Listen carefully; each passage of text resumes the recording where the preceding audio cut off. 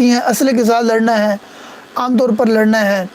آج کل جس طرح کی جنگ ہے تو یہ سوشل میڈیا کی جنگ ہے، یہ لڑنی چاہیے، ضرور اس کے اندر جو ہے وہ لڑنی چاہیے۔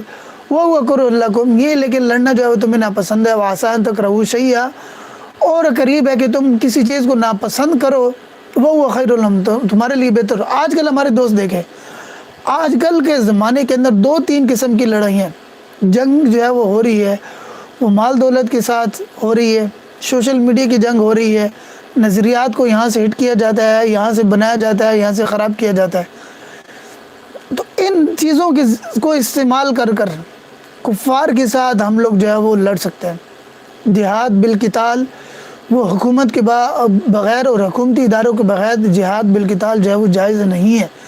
اگر حکومت موجود ہے اور ادارے موجود ہیں تو یہ ان کی ذمہ داری ہے، اور ان کی بات مان کر اس کے مطابق جو ہے چلنا ہے۔